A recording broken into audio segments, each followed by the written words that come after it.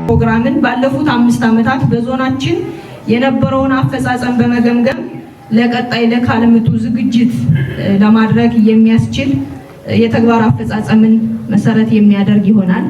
ሁለተኛው ከከተማ መሬት ይዞታ ማረጋገጥ በዲጂታል ሲስተም መመዝገብ ወይም የከተማ ካዳስተር ስራ ቅድመ ዝግጅት ተግባራት ላይ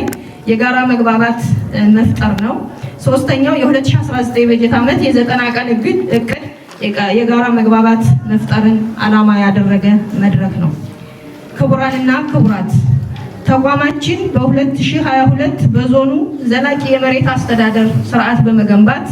ከውጤቱ ህዝቡ ተጠቃሚ ሆኖ ማየት ራዕይን አንግቦ እየሰራ ያለ ሲሆን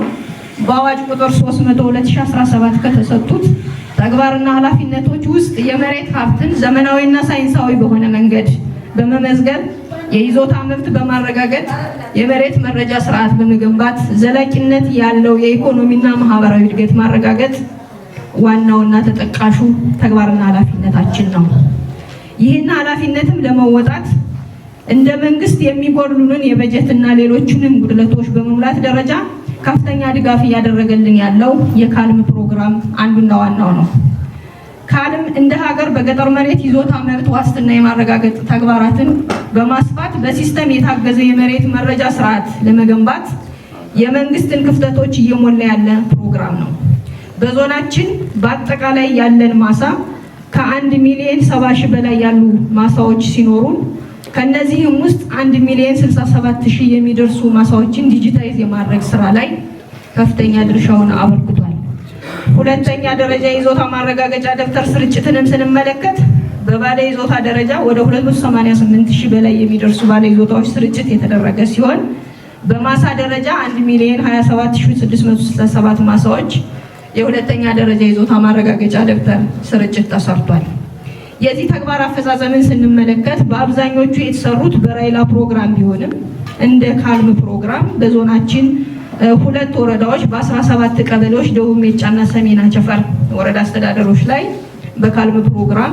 የኤስኤልኤልሲ ስርጭት የተሰራ ነው። ካልም ፕሮግራም በዚህ ብቻ አይደለም፣ በጣም ከፍተኛ ድጋፍ ከማድረጉም የተነሳ የሲስተምና የግብይት ስራዎች ላይ ሰፊ ድጋፍ እያደረገልን ያለ ፕሮግራም ነው። ክቡራን የመድረኩ ተሳታፊዎች፣ ይህ ፕሮግራም ከዚህም በተጨማሪ የተቋሙን የሰው ኃይል በአቅም ግንባታ በተለያዩ የአጭር ጊዜና የረጅም ጊዜ ስልጠናዎችን በመስጠት ደረጃም በግብአት በማሟላት ግብአት ከዞን እስከ ወረዳ ድረስ ያሉ የተቋማችን የግብአት እጥረቶችን በመሸፈን ደረጃም ከፍተኛ ድጋፍ አድርገውልናል። ክቡራንና ክቡራት የመድረኩ ተሳታፊዎች፣ ሌላውና ሁለተኛው ተግባራችን ከከተማ ካዳስተር ስራዎች አኳያ ያለው የከተማ መሬት ይዞታ መብት ማረጋገጥ በዲጂታል ሲስተም በመመዝገብ እስካሁን በዞናችን ወደዚህ ስራ የገባ ከተማ አስተዳደር ባይኖረንም ለመጀመሪያ ጊዜ ወደዚህ ተግባር የምንገባበት በጀት ዓመት መግቢያ ላይ ከመሆናችን ጋር ተያይዞ በዞናችን ያሉ 3ቱም አነስተኛ ከተሞች በ2019 በጀት ዓመት የከተማ ካዳስተርን ስራ የሚጀምሩ ይሆናል። ስለሆነም ዛሬ በዚህ መድረክ የምንነጋገርበት እና ትልቁ ጉዳይ ለከተማ ካዳስተር አስፈላጊ የሆኑ የቅድመ ዝግጅት ስራዎችን በመስራት ደረጃ ዋናውና ትልቁ የአስተዳደር ወሰን ከመከለል ጋር ተያይዞ አስፈላጊ የሆኑ የሰው ኃይልን በማሟላት ደረጃና የበጀት አስፈላጊነትን አምኖበት ከተሞች በአግባቡ በጀት በመመደብ ደረጃ በትኩረት ተይዞ የሚፈጸም ይሆናል። የተከበራችሁ እንግዶችና ተሳታፊዎች፣ የ2019 በጀት ዓመት የ90 ቀን እቅድ ከህዝባችን የተቀበልነውን አደራ በመጀመሪያው ሩብ ዓመት ከፍተኛ ዝግጅት በማድረግ የማህበረሰቡና የመንግስትን ፍላጎት ታሳቢ ያደረገ እቅድ በማዘጋጀት በእቅዱ ላይ በአግባቡ ከፈጻሚዎች ጋር በመግባባት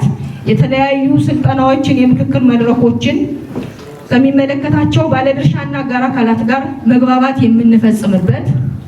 ከተለመደው የዝግጅት ምዕራፍ ነው ከሚል አስተሳሰብ ወጥተን ወደ ትግበራ የምንቀይርበት ወቅት ነው።